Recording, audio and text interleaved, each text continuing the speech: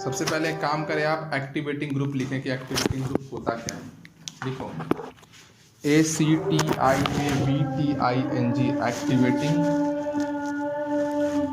Activating group.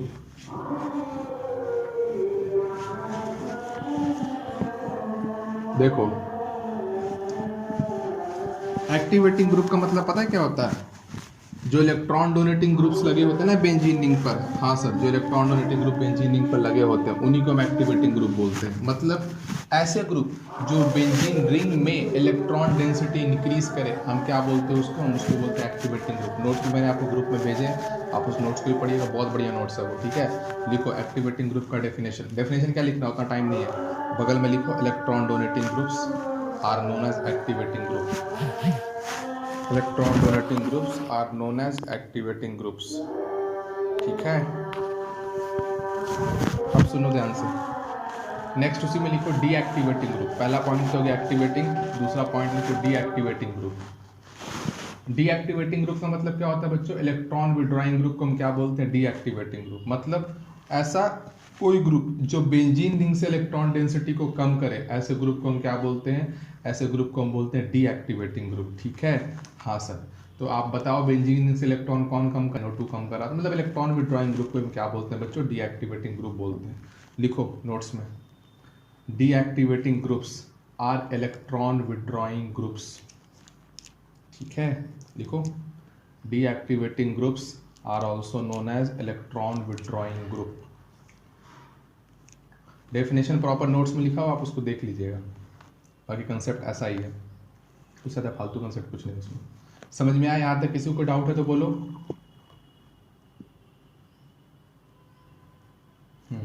अब एक बात बताओ, अगर इलेक्ट्रोफिलिक एरोमेटिक सब्स्टिट्यूशन रिएक्शन कराना है तो तुम्हें क्या कराना पड़ेगा? तुम्हें डबल बॉन्ड पर अटैक कराना पड़ेगा, और दूसरे स्टेप में क्या होता है, नोट्स में जाकर देखो, H पॉजिटिव हम बाहर निकालते हैं। इस पॉइंट को याद रखिएगा कि H पॉजिटिव ही हमें बाहर निकालना है और कोई भी चीज़ बाहर नहीं निकालना है, ठीक है ना। इस पॉइंट को याद रखिए। चलो अब देखो बच्चों, अब सर बेंजीन में अगर हम बात किया जाए तो बेंजीन में तो इलेक्ट्रोफाइल कहीं पर भी आ सकता है, किसी भी कार्बन पर आ सकता है, बिल्कुल आ सकता है किसी भी कार्बन, लेकिन उसी कार्बन के पास आएगा जिस कार्बन के पास क्या हो, जिस कार्बन के पास हाइड्रोजन हो। अगर उस कार्बन के पास हाइड्रोजन नहीं है तो दूसरे स्टेप में आप H पॉजिटिव बाहर निकाल ही नहीं सकते हो, और दूसरा स्टेप में अगर आप H पॉजिटिव बाहर नहीं निकालोगे तो काहे का electrophilic aromatic substitution reaction. Electrophilic aromatic substitution reaction का सेकंड स्टेप ही क्या है बच्चों? H पॉजिटिव बाहर निकालना। अब H पॉजिटिव बाहर ही नहीं निकलेगा तो बात रिएक्शन हम कराएंगे ही नहीं। मतलब ये जो है बेंजीन के उसी कार्बन पर अटैक करेगा जिसके पास क्या हो, जिसके पास H हो, हाइड्रोजन हो, उसी कार्बन पर अटैक करेगा, और किसी भी कार्बन पर अटैक नहीं करने वाला है। किस में? बेंजीन रिंग में।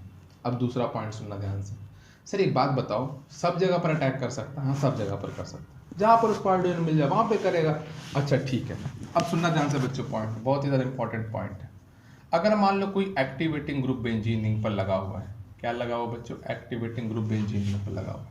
जैसे कोई भी एक्टिवेटिंग ग्रुप हो सकता है, मैंने ले लिया G ग्रुप। मान लो इस G ग्रुप के पास क्या है बच्चों? इस G ग्रुप के पास लोन पेयर, तो ये एक्टिवेटिंग ग्रुप है। हाँ सर, ये एक्टिवेटिंग ग्रुप है। तो एक्टिवेटिंग ग्रुप मतलब इलेक्ट्रॉन देगा, किसी के थ्रू दे सकता है, रेजोनेंस, इंडक्टिव, हाइपर, किसी के थ्रू, हमें उससे कोई फर्क नहीं पड़ता। इलेक्ट्रोफाइल इस पर अटैक करेगा, उसी कार्बन पर इलेक्ट्रोफाइल अटैक करेगा जिस कार्बन पर हाइड्रोजन हो। इस कार्बन पर हाइड्रोजन है, इस पर भी हाइड्रोजन है, इस पर भी हाइड्रोजन है, इस पर भी हाइड्रोजन है, इस पर भी हाइड्रोजन है, इस पर नहीं। तो इस कार्बन पर कभी भी इलेक्ट्रोफाइल अटैक नहीं करेगा, क्योंकि अटैक करने के बाद उसको H बाहर निकालना है बच्चों। समझ में आ रहा है आपको? देखो जाकर वो स्टेप, सेकंड स्टेप में H बाहर निकलता है। जिस जगह पर अटैक होगा उसके पास H होना चाहिए, और हमेशा H ही बाहर निकालना है आपको। तो H तो यहाँ पर है नहीं, तो इस कारण कहीं पर भी किसी भी कार्बन पर अटैक कर सकता है। अब बच्चों ये इस मॉलिक्यूल का रियल स्ट्रक्चर नहीं है बच्चों, ये इस मॉलिक्यूल का रियल स्ट्रक्चर नहीं है। क्यों नहीं है? रेजोनेंस पढ़ा है, दिमाग लगाओ। रेजोनेंस होगा इस मॉलिक्यूल में। अगर इस मॉलिक्यूल में रेजोनेंस होगा बच्चों तो आप ध्यान से देखो, इस मॉलिक्यूल का रेजोनेटिंग स्ट्रक्चर एक ये बना G, और यहाँ पे कौन सा चार्ज आया? निगेटिव, और ये इस तरीके से, ठीक है। फिर से रेजोनेंस होगा मॉलिक्यूल में, और जैसे ही मॉलिक्यूल में फिर से रेजोनेंस हुआ तो यहाँ पर क्या होगा? यहाँ पर आएगा negative.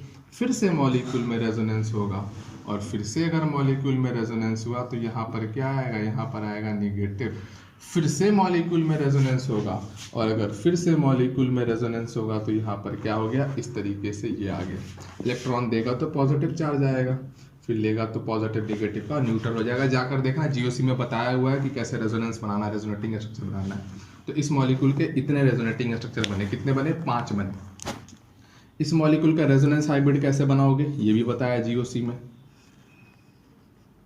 Partial partial partial partial partial partial ऐसे, del positive, del negative, del negative, del negative. ये इस बेंजीन से लगे हुए ग्रुप का रियल स्ट्रक्चर। अब बताओ बच्चों, अगर आपको इस पर इलेक्ट्रोफाइल का अटैक कराना है, ये मत पूछना मुझसे कि यहाँ पर डेल निगेटिव कैसे आया, और यहाँ पर डेल निगेटिव कैसे आया, और यहाँ पर डेल निगेटिव कैसे आया। उसके लिए आप जीओसी रिवाइज करें। देखो ध्यान से, इलेक्ट्रोफाइल का अटैक कराना है तो इलेक्ट्रोफाइल का अटैक तो आप कहीं पर भी करा सकते हो, जिसके पास हाइड्रोजन उसके पास करा सकते हो, यहाँ पर भी करा सकते हो, यहाँ पर भी करा सकते हो, यहाँ पर भी करा सकते हो, इधर भी करा सकते हो, इधर भी, कहीं भी करा सकते हो। ठीक है, आपके पास ऑप्शन है, कहीं भी करा सकते हो। लेकिन अब बताओ बच्चों, आप कहाँ पर कराना पसंद करोगे? क्या इस जगह पर कराना पसंद करोगे, इस जगह पर भी कराना पसंद करोगे, और इस जगह पर भी कराना पसंद करोगे? ज़्यादा आपको ऑप्शन मिल गया ना। निगेटिव चार्ज वहाँ पर पहले से बच्चों, निगेटिव डेल निगेटिव है, पॉजिटिव तो वहीं पर अटैक करेगा जहाँ पर निगेटिव हो।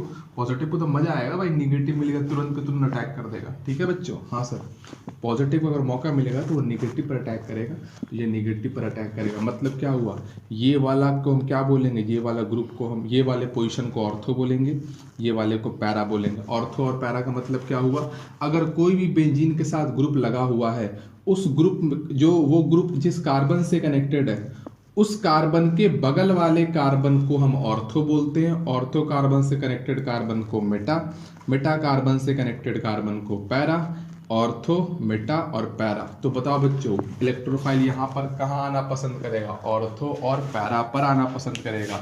इसका मतलब हम क्या बोल सकते हैं, इसका मतलब हम बोल सकते हैं कि एक्टिवेटिंग ग्रुप्स, क्या बोल सकते हैं बच्चों, activating groups are ortho para directing. क्या बोल सकते हैं बच्चों कि activating groups are ortho para directing. आने के लिए तीनों क्वेश्चन पे आ सकता है, ऑर्थो पर ही, पैरा पर ही, मेटा पर भी, लेकिन ज़्यादा बढ़िया रहेगा कि वो ऑर्थो या पैरा पर आए। मेटा पर आना पसंद नहीं करेगा, क्योंकि उसको मौका मिला हो तो वो ऑर्थो या पैरा पर ही आना पसंद करेगा।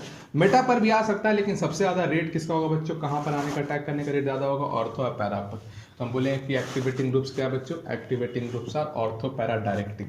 अब ये डायरेक्टिंग का मतलब क्या होता है, डायरेक्टिंग का मतलब होता है बच्चों, डायरेक्टिंग का मतलब क्या होता है कि इलेक्ट्रोफाइल जिस जगह पर जाकर जुड़ेगा उसी को हम क्या बोलते हैं, उसी को हम बोलते हैं बच्चों डायरेक्टिंग। क्या बोलते हैं, डायरेक्टिंग। तो बताओ बच्चों, एक्टिवेटिंग ग्रुप रहेगा तो इलेक्ट्रोफाइल कहाँ जाना पसंद करेगा, ऑर्थो या पैरा पर जाना पसंद करेगा। मतलब एक्टिवेटिंग ग्रुप्स आर व्हाट बच्चों, activating groups are ortho para directing. ठीक है सर, ये पॉइंट तो समझ में आ गया। अब बच्चों आपके मन में एक सवाल उठ रहा होगा, सर एक बात बताओ, अगर मैंने बेंजीन ले लिया और मैंने जी ग्रुप लगा दिया, ठीक है, हाँ ये जी ग्रुप कौन सा है, वही वाला जो वहां पर था। अगर आप इस पे इलेक्ट्रोफाइल का अटैक कराओगे तो सर इलेक्ट्रोफाइल तो ऑर्थो पर भी आ सकता है। हाँ, इलेक्ट्रोफाइल पैरा पर भी आ सकता है। मैंने बोला हाँ। अच्छा सर, तो इलेक्ट्रोफाइल तो मेटा पर भी आ सकता है। आने के लिए तो कहीं भी आ सकता है सर, लेकिन ज़्यादा चांसेस है कि वो कहाँ पर आएगा, वो इस तरीके से ऑर्थो या पैरा पर आएगा। मतलब अगर मैं आपसे पूछूं कि ये तीनों प्रोडक्ट अगर बनने के चांसेस है तो सबसे कम कौन बनेगा बच्चों, सबसे कम बनेगा मेटा। ठीक है, अब ऑर्थो और पैरा दोनों है बच्चों। अब मैंने पूछा कि बताओ ऑर्थो और पैरा, अब उसमें से भी कहाँ आना पसंद करेगा, तो सुनना ध्यान से, उसमें से भी ये पैरा पर आना पसंद करेगा एज कंपेयर टू ऑर्थो, और सबसे लास्ट में कौन होगा बच्चों, मेटा। क्यों, इसलिए बच्चों क्योंकि ध्यान से देखो, अगर इलेक्ट्रोफाइल ऑर्थो पर आएगा तो ये ग्रुप है और इलेक्ट्रोफाइल है। ठीक है, तो इलेक्ट्रोफाइल मान लो कोई भी हो सकता है, हम लोग थोड़ी देर बात पढ़ेंगे कल की क्लास में, कि मान लो NO2 है, ये भी इलेक्ट्रोफाइल है, ये यहाँ पर जुड़ गया, मान लो कोई ग्रुप लगा हुआ, मान लो CHO लगा हुआ है, तो यहाँ पर क्या होगा, इन दोनों के बीच में क्या होगा बच्चों, इन दोनों के बीच में स्टेरिक रिपल्शन होगा। क्या होगा बच्चों, स्टेरिक रिपल्शन होगा। और यहाँ पर तो स्टेरिक रिपल्शन नहीं हो सकता है। हाँ सर बिल्कुल, यहाँ पर स्टेरिक रिपल्शन नहीं हो सकता है क्योंकि ये दूर दूर है।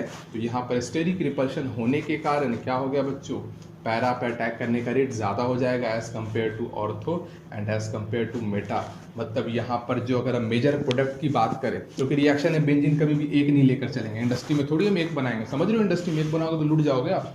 तो अगर हम इंडस्ट्री में बात करें तो पैरा पर अटैक करने का रेट ज़्यादा होगा, मतलब पैरा वाला प्रोडक्ट ज़्यादा बनेगा, फिर कौन सा बनेगा, ऑर्थो वाला बनेगा, फिर कौन सा बनेगा बच्चों, मेटा वाला बनेगा। एग्जाम में आपसे पूछता है, कल की क्लास में हम लोग पढ़ेंगे इलेक्ट्रोफाइल अटैक करेगा तो आपसे पूछेगा फाइंड आउट मेजर प्रोडक्ट, तो आप देखें कि कौन सा ग्रुप लगा हुआ है। फिर आपको मैं इलेक्ट्रोफाइल निकालना सिखाऊंगा, तो आप मेजर प्रोडक्ट कौन सा बनाएंगे, पैरा वाला बनाएंगे। एग्जाम में ऐसा क्वेश्चन भी आ सकता है कि आपसे प्रोडक्ट पूछे और बोले कि यहाँ पर पॉसिबल प्रोडक्ट कितने बन सकते हैं, तो पॉसिबल सब बनाने हैं, लेकिन मेजर कौन सा होगा इस वाले केस में, इस वाले केस में मेजर प्रोडक्ट कौन सा होगा बच्चों, पैरा वाला होगा। समझ में आया आज तक? किसी को कोई डाउट है आज तक तो बोलो। ठीक है, लिख लो।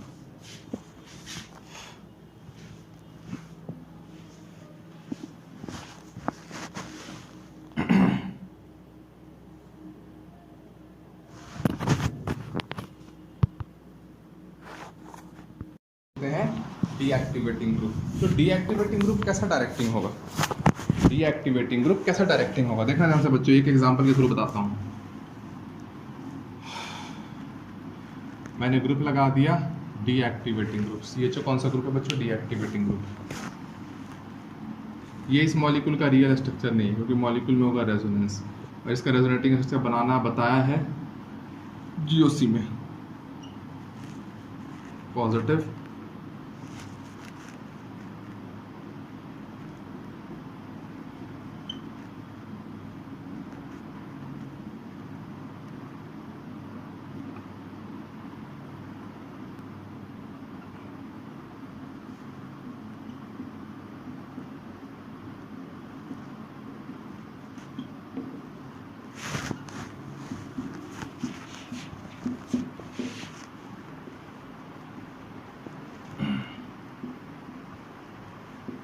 इस मॉलिक्यूल के रेजोनेटिंग स्ट्रक्चर बनेंगे, कितने बनेंगे बच्चों, इस तरीके से इतने रेजोनेटिंग स्ट्रक्चर बनेंगे। अगर आप इसका रेजोनेंस हाइब्रिड बनाओगे, कि मेन चीज़ तो हमारा रेजोनेंस हाइब्रिड से ही, सब जगह पर पार्शियल देखो, वहाँ से सिखाया पार्शियल बनाना, इसलिए GOC पढ़ाया था। यहाँ पर पार्शियल निगेटिव चार्ज आएगा ऑक्सीजन के ऊपर, कार्बन के ऊपर एक बार डेल पॉजिटिव है, बाकी देखो del positive del positive del positive. Electrophile को अटैक कराना है। इलेक्ट्रोफाइल कहाँ पर अटैक करेगा, इलेक्ट्रोफाइल तो कहीं पर भी अटैक कर सकता है, जिस कार्बन के पास क्या और जिस कार्बन के पास हाइड्रोजन, इलेक्ट्रोफाइल उस पर अटैक करेगा ही करेगा। लेकिन आपके पास ये हुआ बच्चों कि इलेक्ट्रोफाइल तो कहीं पर भी कर सकता है, लेकिन यहाँ पर डेल पॉजिटिव है, यहाँ पर डेल पॉजिटिव है, यहाँ पर पॉजिटिव है, और यहाँ पर कोई चार्ज नहीं है, यहाँ पर सेम चार्ज है। सेम चार्ज है तो बच्चों तो अटैक करने का रेट भी क्या होगा, अटैक करने का रेट भी क्या होगा बच्चों, कम होगा। सेम चार्ज है ना, सेम चार्ज में कहाँ से अटैक करने का रेट हो जाएगा बच्चों, नहीं होगा ना। अपोजिट चार्ज हो तो ज़्यादा अटैक करने का रेट होना चाहिए, ये पॉजिटिव पर अटैक करने का रेट बहुत ही कम होगा। तो ये बच्चों कहाँ पर अटैक करने का रेट इसका ज़्यादा होगा, इसका ज़्यादा अटैक करने का रेट होगा मेटा पर। तो यहाँ पर जो प्रोडक्ट बनेगा वो कौन सा बनेगा, प्रोडक्ट बनेगा मेटा वाला, ठीक है। लेकिन सर ऐसा नहीं है, ऑर्थो या पैरा पर भी अटैक कर सकता है, ठीक है, पॉजिटिव है, मानते हैं पॉजिटिव है। पहला स्टेप तो ऐसे ही, कौन सा है सर, एक इंडोथर्मी का, थोड़ा सा और हीट दे दें, क्या जाएगा, जब रिएक्शन होगा तो हीट बाहर निकल जाएगा। हाँ, तो ऑर्थो या पैरा पर भी अटैक कर सकता है, लेकिन इसका मन कहाँ करेगा अटैक करने का, मेटा पर मन करेगा, ऑर्थो या पैरा पर इसका मन नहीं करेगा बच्चों अटैक करने का। लेकिन फिर भी आप ऑर्थो या पैरा भी बना सकते हैं, इसमें कोई दिक्कत वाली बात नहीं है। लेकिन बच्चों ज़्यादा कौन सा बनेगा, ज़्यादा बनेगा इस तरीके से मेटा वाला, और ऑर्थो पैरा तो सबसे कम बनेगा, और ऑर्थो पैरा में भी सबसे ज़्यादा कौन बनेगा, पैरा बनेगा, फिर कौन सा बनेगा, ऑर्थो बनेगा।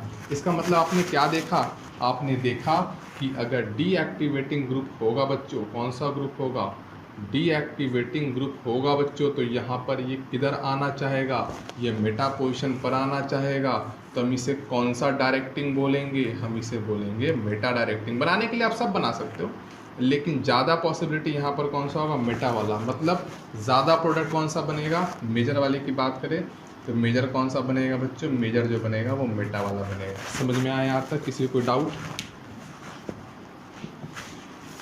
लो, चलो देखिए।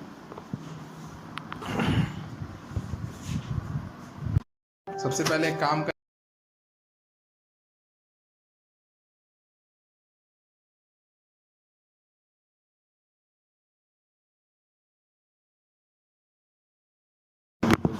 क्योंकि एक्टिवेटिंग डीएक्टिवेटिंग तो आपको समझ में आई क्या?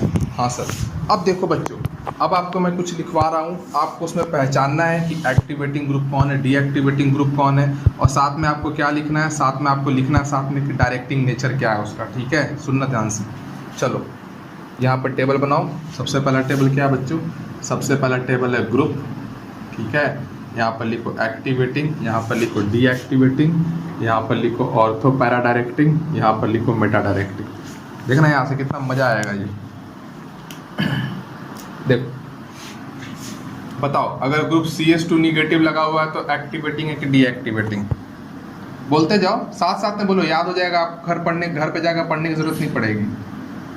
बताओ, किसी भी आइटम के पास अगर लोन पेयर होगा तो एक्टिवेटिंग होगा कि डीएक्टिवेटिंग होगा? बोलो ना, तो बोलते भी नहीं है। हाँ एक्टिवेटिंग। प्रगति बताओ, एक्टिवेटिंग होगा कि डीएक्टिवेटिंग? हाँ एक्टिवेटिंग होगा। ठीक है, देखो ध्यान से, ये सारे के सारे ग्रुप के पास लोन पेयर है तो ये एक्टिवेटिंग ग्रुप होगा। ठीक है, कौन से डायरेक्टिंग होंगे? Ortho para directing. मेटा वाले मतलब जो जिस पर अटैक करने के लिए ज़्यादा होगा उसकी हम बात करने से, तो ये मेटा वाला नहीं होगा। ठीक है, ये एक्टिवेटिंग ग्रुप हो गया। अब सुनना ध्यान से, इन एक्टिवेटिंग ग्रुप्स को हम स्ट्रॉन्ग एक्टिवेटिंग ग्रुप बोलते हैं। क्या बोलते हैं बच्चों? Strong activating group. क्यों इसको स्ट्रॉन्ग एक्टिवेटिंग ग्रुप बोलते हैं? क्योंकि इस पर निगेटिव चार्ज है। सबसे पहली बात, निगेटिव चार्ज वाले जितने होंगे वो स्ट्रॉन्ग एक्टिवेटिंग ग्रुप होंगे। क्यों होंगे? क्योंकि उसके ऊपर एक्स्ट्रा चार्ज है। निगेटिव का मतलब क्या होता है? Extra charge. अगर किसी के पास भी अगर एक्स्ट्रा चार्ज होगा तो उसके इलेक्ट्रॉन देने की टेंडेंसी ज़्यादा होगी। अगर मैं और नीचे जाऊँगा तो उसके रेस्पेक्ट में। लेकिन सर ये न्यूट्रल है OH, फिर भी आपको याद रखना है कि स्ट्रॉन्ग एक्टिवेटिंग ग्रुप है। याद रखना, और किसका तरीका नहीं है। सर नाइट्रोजन ये भी न्यूट्रल है, फिर भी आपको याद रखना है स्ट्रॉन्ग एक्टिवेटिंग ग्रुप है। ये भी स्ट्रॉन्ग एक्टिवेटिंग है, ये भी स्ट्रॉन्ग एक्टिवेटिंग है। अब सुनना पॉइंट दूसरा, आपको इसमें से कुछ भी याद रखने की जरूरत नहीं, कौन स्ट्रॉन्ग है कौन वीक है, कुछ भी याद रखने की जरूरत नहीं है। आप सिर्फ लिख के रखना, जब जैसे जैसे क्वेश्चंस आएगा ना तो आपको अपने आप ही धीरे धीरे दिमाग में अपने आप खुलते जाएगा, अच्छा ये है वो है। बस आप इतना याद रखना कि इन ग्रुप्स को हम क्या बोलते हैं? स्ट्रांगली एक्टिवेटिंग बोलते हैं। These are activating. बस उसमें भी क्या है बच्चों? उसमें भी ये क्या है? उसमें भी ये स्ट्रांगली एक्टिवेटिंग ग्रुप है। ठीक है, अब सुनना ध्यान से, अगर मैं यहाँ पर इसी जगह पर OH ग्रुप होता, अच्छा ठीक है, OH होता, या यहाँ पर OR होता, या यहाँ पर क्या होता? NHCH डबल बॉन्ड CH2 होता। ऐसा कुछ नोट्स में लिखा हुआ तो ये एडवांस का पार्ट है, इसको हटा दें। NHC डबल बॉन्ड OMe भी लिखा, वो सब हटा दें। ठीक है, सुनना ध्यान से बच्चों, या यहाँ पर क्या ग्रुप होगा? या यहाँ पर Me होगा, या यहाँ पर क्या होगा? या यहाँ पर CHMe होगा, या यहाँ पर क्या होगा? यहाँ पर इस तरीके से क्या होगा बच्चों? CMe Me और यहाँ पर H हो, या एक और ग्रुप हो सकता है बच्चों Me और Me। ये सब कहाँ लगे हुए? ये सब ग्रुप बेंजीन पर लगे हुए बच्चों। ये मैं ऐसे दिखा रहा हूँ ना, ये बेंजीन से लगा हुआ है। ये सारे के सारे एक्टिवेटिंग तो होंगे ही होंगे, क्योंकि इलेक्ट्रॉन देंगे बेंजीन को रेजोनेंस के, कोई रेजोनेंस के थ्रू देगा, ये हाइपर के थ्रू देगा, ये हाइपर इंडक्टिव और ये सिर्फ क्या देगा? इंडक्टिव। तो इसका मतलब क्या हुआ? ये कौन से ग्रुप होंगे बच्चों? ये एक्टिवेटिंग ग्रुप होंगे। कौन से एक्टिवेटिंग ग्रुप क्या होंगे बच्चों? एक्टिवेटिंग ग्रुप होंगे। और इन एक्टिवेटिंग ग्रुप को हम क्या बोलते हैं? इन एक्टिवेटिंग ग्रुप को हम बोलते हैं मॉडरेटली एक्टिवेटिंग ग्रुप। क्या बोलते हैं बच्चों इसको हम लोग? इसको बोलते हैं मॉडरेटली एक्टिवेटिंग ग्रुप बोलते हैं। और ये एक्टिवेटिंग ग्रुप का ऑर्डर होता है, सबसे ज़्यादा ये होगा, फिर ये, फिर ये, फिर ये, फिर ये, फिर ये, फिर ये। इसमें से आपको कुछ भी याद रखने की जरूरत नहीं है, बस मैं लिखवा रहा हूँ क्योंकि जब यूज़ आएगा तब आपको अपने आप पता चल जाए कि आपको क्या क्या याद रखना है। तो ये मॉडरेटली एक्टिवेटिंग ग्रुप है। और कोई भी चीज़ हो, एक्टिवेटिंग ग्रुप कौन से डायरेक्टिंग होते हैं बच्चों? ऑर्थो पैरा डायरेक्टिंग होते हैं। तो ये कौन से डायरेक्टिंग होंगे? ऑर्थो पैरा डायरेक्टिंग होंगे। समझ में यहाँ तक आया? किसी को डाउट है तो बोलो।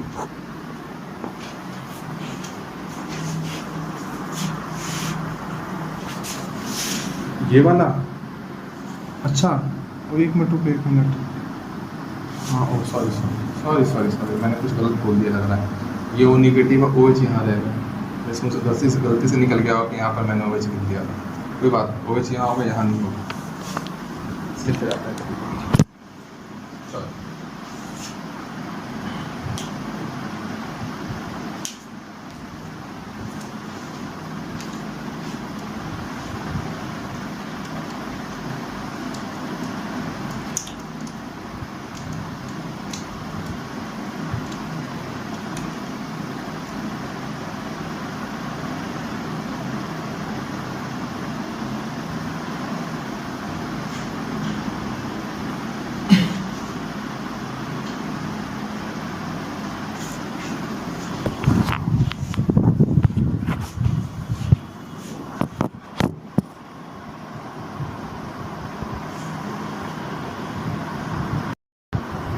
ये टेबल चल रहा है, ये टेबल रुका हुआ नहीं है, कहीं पर भी आप स्टार मार्क बना ले साइड में। सुनना ध्यान से बच्चों, साइड में स्टार मार्क बनाओ और देखो ध्यान से, लिखो वहाँ पर ऑल हैलोजेंस, लिखो लिखो, all halogens are deactivating group, all halogens are deactivating group, but it is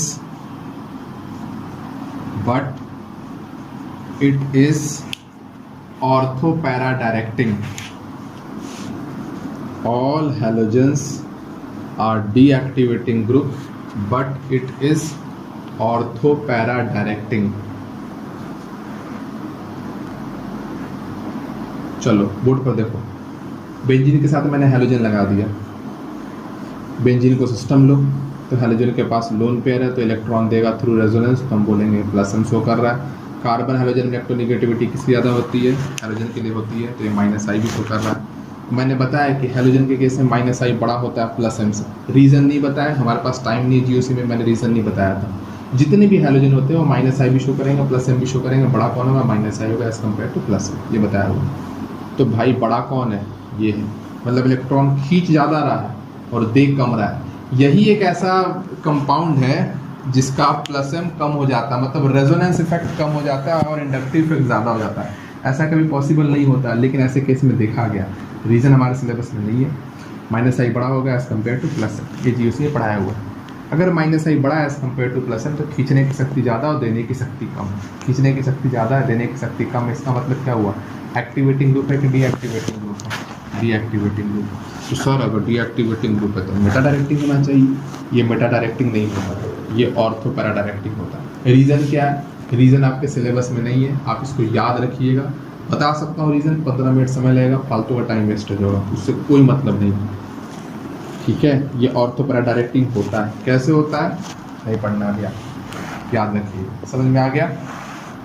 तो ये क्या कहलाएंगे, ये कहलाएंगे डीएक्टिवेटिंग ग्रुप, ठीक है। अब सुनना ध्यान से, आप इसी में लिखो एक्स में फ्लोरीन, क्लोरीन, ब्रोमीन, आयोडीन, इनको हम क्या बोलेंगे, इनको हम बोलेंगे डीएक्टिवेटिंग ग्रुप। अब ये कैसे डीएक्टिवेटिंग ग्रुप होते हैं तो लिखो ध्यान से, वहीं पर लिखो, ये वीक डीएक्टिवेटिंग ग्रुप होते हैं। कैसे होते हैं बच्चों, लिखो वहाँ पर, ये वीक डीएक्टिवेटिंग ग्रुप होता है, क्योंकि माइनस आई के थ्रू इलेक्ट्रॉन खींच रहे हैं ना। माइनस आई आपको समझ में ही आ रहा है, इंडक्टिव इफेक्ट है, वीक इफेक्ट, तो डीएक्टिवेटिंग ग्रुप भी कैसे होंगे, वीक डीएक्टिवेटिंग ग्रुप होंगे, ठीक है। चलो लिखो,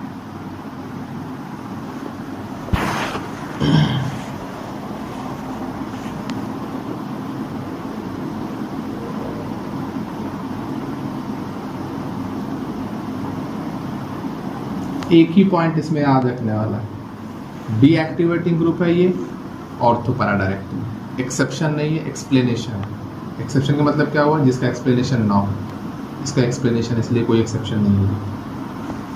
डीएक्टिवेटिंग ग्रुप है, इंडक्टिव इफेक्ट के थ्रू इलेक्ट्रॉन खींच रहे हैं, तो हम बोलेंगे वीक डीएक्टिवेटिंग ग्रुप। ये बहुत सोच समझ के बोलना पड़ता है ना।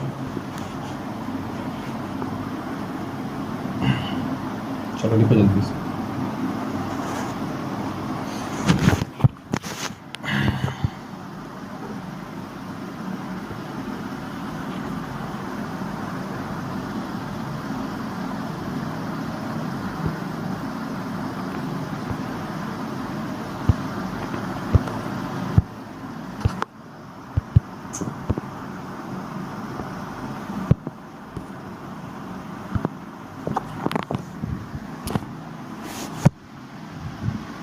उधर बच्चों लिख लिए, चलो आगे बढ़ो।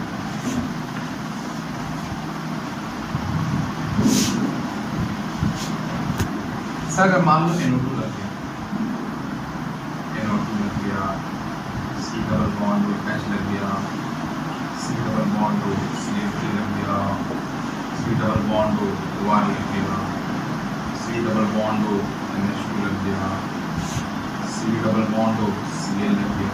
अब देखो ये सारे के सारे जो है ना माइनस एम शो करेंगे, इसलिए तो मैंने आपको पढ़ाया है। बेंजीन का अगर मैं नोट लगा, मैंने आपको पढ़ाया एक्टिव सिस्टम लोगों तो रेजोनेंस इलेक्ट्रॉन बाहर निकलेगा। आप देखो कि सबसे ज़्यादा इलेक्ट्रोनेगेटिव एटम कौन है? Carbon, carbon, nitrogen. कौन सबसे ज़्यादा इलेक्ट्रोनेगेटिव एटम है? ऑक्सीजन सबसे ज़्यादा इलेक्ट्रोनेगेटिव एटम। और पढ़ाया है ये वाला चीज़, याद करो। रेजोनेंस ऐसे होता है, डबल सिंगल डबल में पढ़ाया था, जीरो से मिला करते इस तरीके से रेजोनेंस होगा। रेजोनेंस इस तरीके से होगा तो इस सिस्टम से इलेक्ट्रॉन बाहर निकलना, इस सिस्टम से इलेक्ट्रॉन बाहर निकलना। मतलब अगर कहीं भी कार्बन डबल बॉन्ड कार्बन में अगर कोई ऐसा ग्रुप लगा हुआ है डबल बॉन्ड वाला जिसमें मोर इलेक्ट्रोनेगेटिव एटम हो, मोर इलेक्ट्रोनेगेटिव एटम हो, more electronegative atom, more electronegative atom हो, मोर इलेक्ट्रोनेगेटिव एटम हो, देखो carbon, carbon, nitrogen, oxygen, more electronegative atom का बच्चों ऑक्सीजन अगर लगा हुआ है तो ऐसा ग्रुप क्या करेगा? ऐसा ग्रुप कुछ डबल बॉन्डेड कंपाउंड से इलेक्ट्रॉन बाहर खींचेगा, मतलब ऐसे ग्रुप को क्या बोलेंगे? ऐसे ग्रुप को बोलेंगे डीएक्टिवेटेड। और खींच भी किस चीज़ से रहा है बच्चों? इलेक्ट्रॉन रेजोनेंस के थ्रू खींच रहा है तो माइनस से होगा। साथ में कार्बन नाइट्रोजन में नाइट्रोजन इलेक्ट्रोनेगेटिविटी कार्बन से ज़्यादा, तो इसका मतलब माइनस साइड इसको करेगा, माइनस से माइनस साइड में कौन बड़ा होगा? माइनस से बड़ा होगा। अब इलेक्ट्रॉन किसके थ्रू खींच रहा है? रेजोनेंस के थ्रू खींच रहा है बच्चों। समझ रहे हो रेजोनेंस के थ्रू इलेक्ट्रॉन खींचना कितना खतरनाक बात होता है? रेजोनेंस के थ्रू इलेक्ट्रॉन खींच रहा है, इसलिए इन ग्रुप्स को क्या बोलते हैं बच्चों? इन ग्रुप्स को बोलते हैं स्ट्रॉन्गली डीएक्टिवेटिंग ग्रुप। क्या बोलते हैं बच्चों इसको हम लोग बोलते हैं स्ट्रॉन्गली डीएक्टिवेटिंग ग्रुप। अब बताओ ये ऑर्थो पैरा डायरेक्टिंग हो कि मेटा डायरेक्टिंग हो? सर ये मेटा डायरेक्टिंग हो। समझ में आ गया यहाँ तक? इसमें मुझे लग रहा है इसमें किसी को डाउट हो गया है, ये वाला है रेजोनेंस ऐसे होगा, यहाँ तक समझ में आ गया होगा। एक और एग्जांपल ले लो, थोड़ा सा आप एग्जांपल ले लो तो आपको चीज़ें और क्लियर हो जाएंगी। उसमें मैंने लिया सी डबल बॉन्ड रेजोनेंस होता है बच्चों डबल सिंगल डबल में पढ़ा है कि मोर इलेक्ट्रोनेगेटिव एटम की तरफ इलेक्ट्रॉन का मूवमेंट कराते हैं, ऊपर वाला माइनस शो करेगा, ये ग्रुप भी लगाओ तो माइनस शो करेगा, ये वाला भी लगाओ तो माइनस शो करेगा, ये वाला भी लगाओ तो क्या शो करेगा? माइनस शो करेगा। ठीक है, ये आपको समझ में आ गया होगा? कोई दिक्कत है यहाँ तक बच्चों? तो इसको क्या बोलेंगे? इसको बोलेंगे डीएक्टिवेटिंग ग्रुप। इलेक्ट्रॉन रेजोनेंस के थ्रू खींच रहा तो हम क्या बोलेंगे? Strongly deactivating group. आपको पता है कौन सा डायरेक्टिव? Meta directive.